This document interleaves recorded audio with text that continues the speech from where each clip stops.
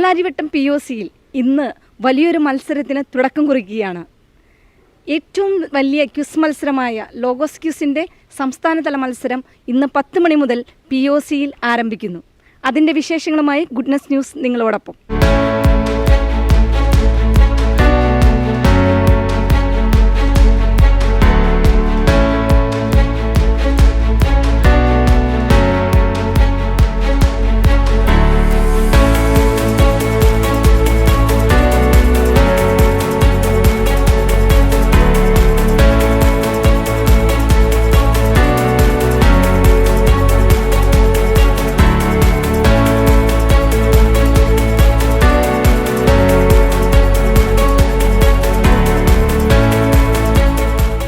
അപ്പോൾ ഫാമിലിയെ ക്വിസ് ഇപ്പോൾ ഏകദേശം കഴിഞ്ഞിരിക്കുകയാണ്. നമുക്കറിയാവുന്ന പോലെ ഒരു ഫാമിലിയിൽ നിന്ന് 3 മെമ്പേഴ്സാണ് ലോഗോസ് ക്വിസിൻ്റെ ഈ ഫൈനൽ തലത്തിലേക്ക് വന്നിരിക്കുക.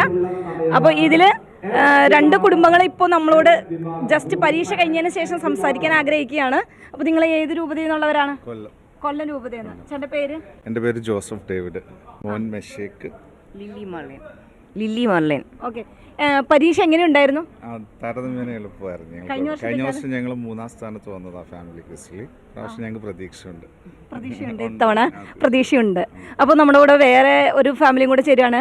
മോന് എക്സാം ഉണ്ടെന്ന് തോന്നുന്നു, B സെഷനിൽ എക്സാം ഉണ്ടെന്ന് തോന്നുന്നു. അപ്പോൾ നമുക്ക് മറ്റൊരു കുടുംബത്തോട് ചോദിച്ചു നോക്കാം അവരുടെ എക്സ്പീരിയൻസ് എന്തായിരുന്നെന്ന്.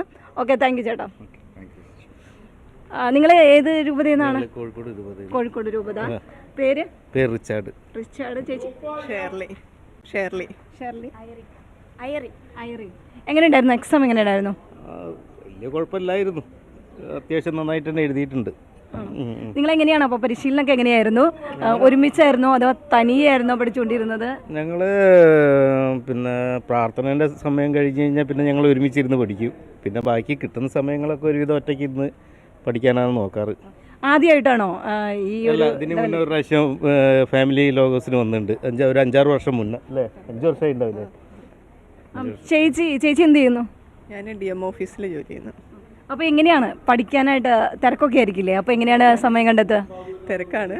പിന്നെ നമ്മൾ വീട്ടിലെ ജോലി ചെയ്യുമ്പോൾ അതിൻ്റെ ഇടയ്ക്ക് മൊബൈലിൽ വെച്ചിട്ട് പഠിക്കുകയാണ് ചെയ്യുന്നത്. ഇനി ഐറിൻ്റെ കാര്യം പറയൂ. ഐറിൻ എങ്ങനെയാണ്? ഐറിൻ എങ്ങനെ പഠിച്ച്? ഞാൻ ഇവർ ഫാമിലിക്ക് വേണ്ടി താല്പര്യം ഇല്ലാഞ്ഞിട്ട് ഫാമിലിക്ക് വേണ്ടി ഇവരെ കൂടെ കൂടിയതാണോ ഐറിൻ? അങ്ങനെയൊന്നുമില്ല. മാർക്ക് ഉണ്ടായിരുന്നു അല്ലേ?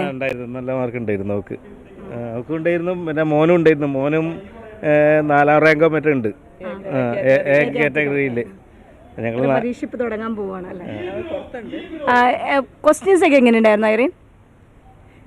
ഞാൻ ആദ്യമായിട്ടാണ് എഴുതുന്നത്, അതുകൊണ്ട് പണ്ടത്തെ അറിയത്തില്ലേ, കുഴപ്പമില്ലായിരുന്നു. ഇപ്പം ഇന്ന് വന്ന ക്വസ്റ്റ്യൻസിൻ്റെ മുമ്പത്തെ രീതിയിലാണോ ഇപ്പോൾ വന്നത്? അല്ല, കഴിഞ്ഞ പ്രാവശ്യം നമ്മൾ വന്ന സമയത്ത് വളരെ ഒരു ഈസി ടൈപ്പ് ക്വസ്റ്റ്യൻസ്. ഇപ്പം നോക്കുമ്പോൾ കംപ്ലീറ്റ് വാക്യങ്ങളും പിന്നെ സമാന വാക്യങ്ങളൊക്കെ ആയിട്ട് കുറച്ച് കൂടുതലായിട്ടൊരു ഇതായിട്ടാണ് തന്നിരിക്കുന്നത്. ഓരോ വർഷം ചെല്ലുന്തോറും ഇച്ചിരി ടഫായിട്ട് വരിക. പക്ഷേ കുഴപ്പമില്ല, എന്നാലും നമുക്ക് അറ്റൻഡ് ചെയ്യാവുന്ന രീതിയിലുള്ള ഒരു സിമ്പിളായിട്ട് അവർ ചോദ്യങ്ങൾ തരുന്നുണ്ട്. അപ്പം നിങ്ങൾക്ക് അടുത്ത ഇതിലേക്ക് വിന്നർ എന്ന ഒരു പദവിയിലേക്ക് നിങ്ങൾക്ക് കിട്ടട്ടെ എന്ന് ആശംസിക്കുന്നു. ഇല്ലെങ്കിൽ ഇതോടെ നിർത്തരുത്, ഇല്ല ഒരിക്കലും നിർത്തൂല. അപ്പം എല്ലാവിധ ആശംസകളും. Okay, thank you.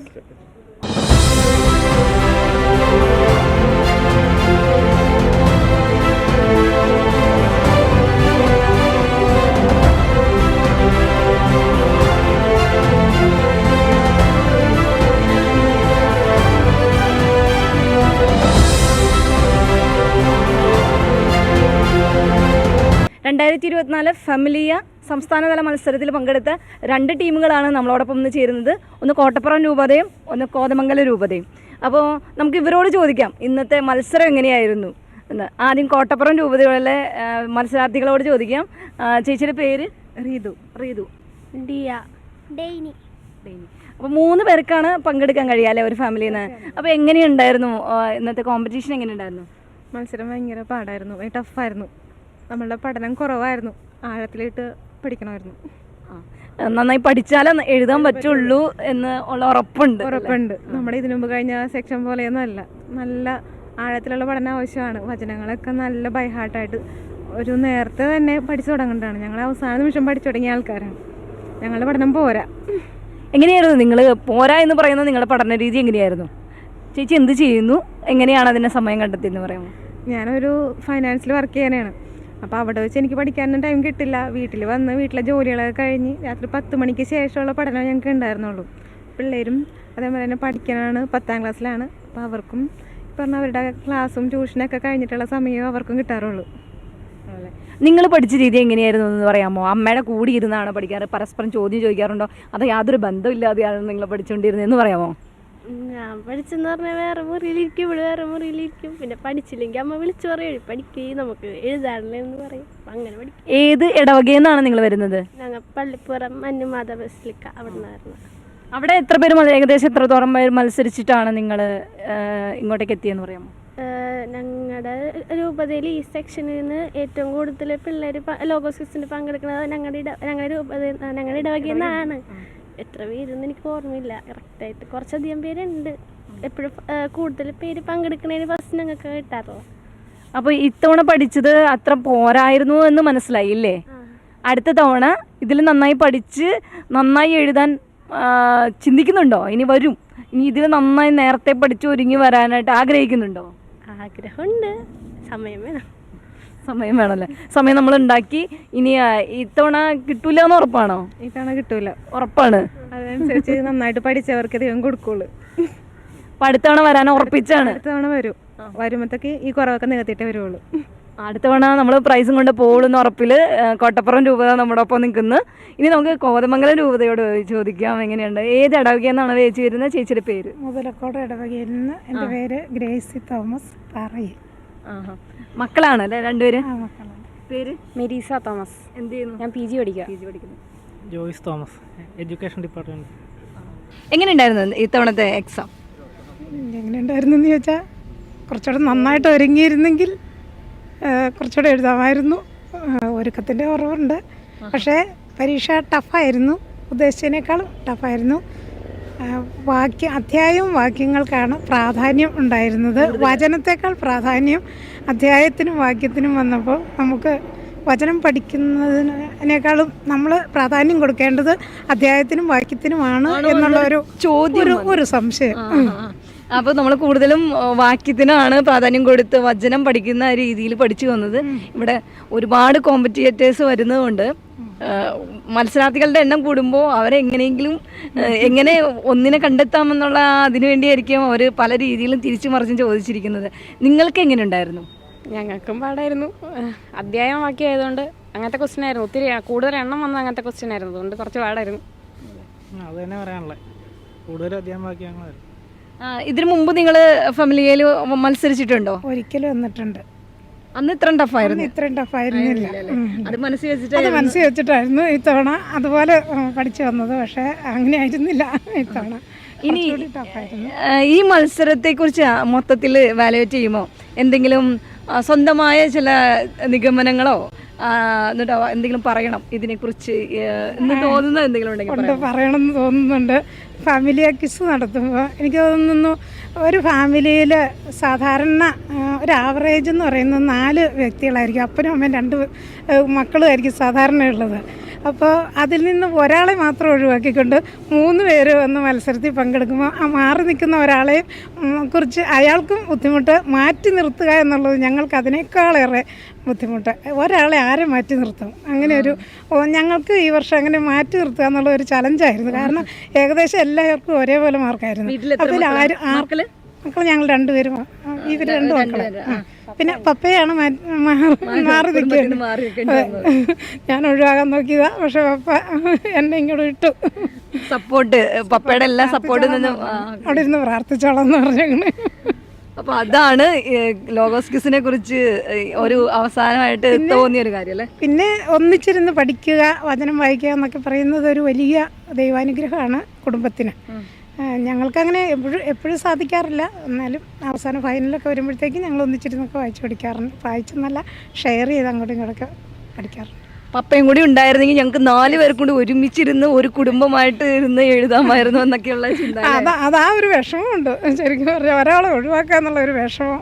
അപ്പോൾ ഇതൊരു അഭ്യർത്ഥനയായിട്ട് കണക്കാക്കുമെന്നല്ലേ ഒരു പ്രതീക്ഷ. അപ്പോൾ ഓവറോള് ബുദ്ധിമുട്ടായിരുന്നു. ഇല്ല, പ്രതീക്ഷിക്കുന്നില്ല. പിന്നെ ദൈവത്തിൻ്റെ ഇഷ്ടം പോലെ വരട്ടെ. ഇനിയിപ്പോൾ ഈ മത്സരത്തിൽ ഒരു പക്ഷെ കിട്ടിയില്ലെങ്കിൽ അടുത്ത വർഷം പൂർവാധികം ശക്തിയോടെ തിരിച്ചു വരും. അതാണ് നമുക്ക് വേണ്ടത്. അപ്പോൾ എല്ലാവിധ ആശംസകളും നേരുന്നു. അപ്പോൾ ഓൾ ദി ബെസ്റ്റ്. കിട്ടുകയാണെങ്കിൽ കിട്ടട്ടെ, അല്ലെങ്കിൽ അടുത്ത വർഷം നമ്മൾ വാങ്ങിയിരിക്കും. അപ്പോൾ കോതമംഗലം രൂപതയിൽ ഏത് ഇടവകയെന്നാണ് നിങ്ങൾ വന്നത്? മുതലക്കോട് ഇടവകയെന്ന് വന്ന. അപ്പോൾ ചേച്ചിക്കും മക്കൾക്കും ഓൾ ദി ബെസ്റ്റ്. വീണ്ടും തിരിച്ചു വരിക. ഓക്കെ. ഫെമിലിയ സംസ്ഥാനതല മത്സരത്തിൽ പങ്കെടുത്ത മറ്റൊരു കുടുംബമാണ് നമ്മുടെ ഒപ്പം ഉള്ളത്. പാലാ രൂപതയിൽ നിന്നുള്ള ഒരു കുടുംബമാണ്. ഇവരുടെ വിശേഷങ്ങൾ നമുക്കൊന്ന് ചോദിച്ചറിയാം. എങ്ങനെയുണ്ടായിരുന്നു എക്സാം ചേച്ചി? എക്സാം പഠിച്ചിരുന്നു നന്നായിട്ട്, എങ്കിലും അത്രയ്ക്ക് മനസ്സിന് തൃപ്തിയായിട്ട് എഴുതാൻ പറ്റിയില്ല. എങ്കിലും ഞങ്ങളുടെ പാലാ രൂപതയുടെ ജൂബിലി വർഷമാണ്. അപ്പം ജൂബിലി വർഷത്തിൽ ഫാമിലിയായിട്ട് ഞങ്ങൾക്ക് രൂപതയെ റെപ്രസെൻ്റ് ചെയ്യാൻ പറ്റിയത് വളരെ അനുഗ്രഹപ്രദമായിട്ട് ഞങ്ങൾ കരുതുന്നു. അപ്പോൾ നിങ്ങളുടെ ഫാമിലിനെ ഒന്ന് പരിചയപ്പെടുത്താമോ? ചേട്ടനിൽ തുടങ്ങാം. ചേട്ടൻ്റെ പേര്? എൻ്റെ പേര് ബെന്നി. ഞങ്ങൾ പാലാ മരങ്ങാട്ടുപള്ളി ഇടവക്കാരാണ്. ഞാൻ പുറത്താണ് ജോലി ചെയ്യുന്നത്. ഞങ്ങളൊക്കെ പുറത്താണ് പഠിക്കുകയും ഒക്കെ ചെയ്തത്. ഇവരൊക്കെ പഠിച്ച പിള്ളേരെല്ലാം. ഞങ്ങൾ 5 പേരുണ്ട്. ഞങ്ങൾക്ക് ഒരു മോളും കൂടെ ഉണ്ട്. ഞങ്ങൾ 5 പേരാണ്.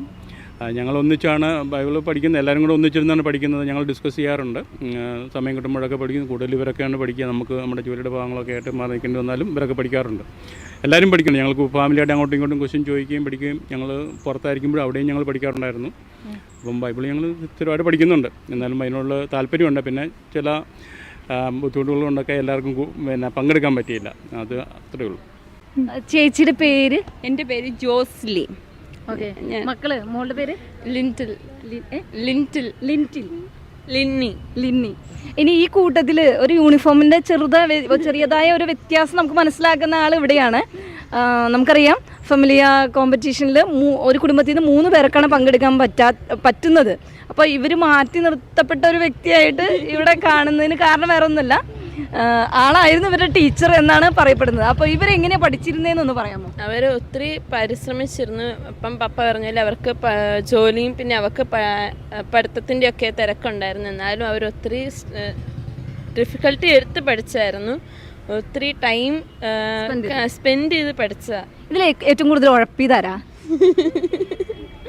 അങ്ങനെ ചോദിച്ചാൽ അമ്മയാണ് ഏറ്റവും കൂടുതൽ നന്നായിട്ട് പഠിച്ചത്. ഒത്തിരി ടൈം പറയുന്നില്ല, പക്ഷെ പഠിച്ചത് അമ്മയാണ്. ഏറ്റവും കൂടുതൽ ടൈം കണ്ടുപിടിച്ച് അമ്മയാണ് പഠിച്ചത്. പിന്നെ ഞങ്ങളൊക്കെ ഫോണൊക്കെ പഠിച്ചിരുന്ന സമയം. ഇനി ഇതിൽ ഒരാൾ വരാത്തുണ്ടല്ലേ?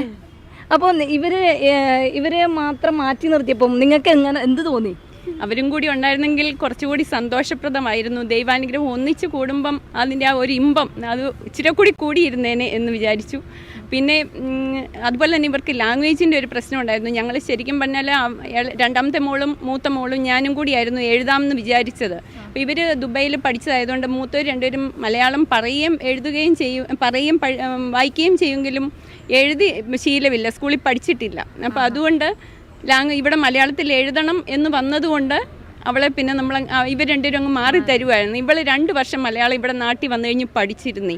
അപ്പോൾ അതുകൊണ്ട് ഇവളെ എടുത്തു. പിന്നെ ഞങ്ങൾ രണ്ടുപേരോടെ ഹസ്ബൻഡാണെങ്കിലും പുറത്തു പോയി ഇപ്പോൾ ഒരാഴ്ച കൊണ്ടാണ് വന്നത്. അങ്ങനെയൊക്കെയുള്ള ബുദ്ധിമുട്ടുകളുണ്ടായിരുന്നു. എങ്കിലും ഈ സമയം വരെ ബൈബിൾ പഠിക്കാൻ ദൈവം തന്ന ഒരു അനുഗ്രഹം ഉണ്ടല്ലോ, അത് ഭയങ്കര അനുഗ്രഹമാണ്. അതുപോലെ തന്നെ ഞങ്ങളുടെ ജീവിതത്തിൽ ഇതുവരെ ബൈബിളിനോട് ചേർന്ന് നിൽക്കാൻ തുടങ്ങിയ പിന്നെ ഒത്തിരി അനുഗ്രഹങ്ങൾ ഞങ്ങൾ അനുഭവിക്കുന്നുണ്ട്.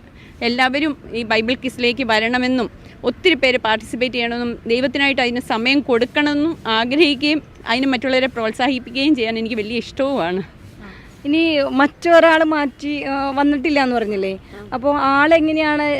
ആളും ഇതിനോടൊപ്പം തന്നെ പഠിച്ചിരുന്നോ? നിങ്ങളുടെ മുമ്പത്തെ എക്സാമിൽ അവൾ എഞ്ചിനീയറിങ്ങിന് പഠിക്കുവാണേ. അപ്പോൾ അതുകൊണ്ട് അവൾക്ക് ക്ലാസ്സും പരീക്ഷയൊക്കെ ആയിരുന്നു ആ പ്രിലിമിനറി റൗണ്ടിൽ. എങ്കിലും അവൾക്ക് 70% മാർക്ക് ഉണ്ടായിരുന്നു.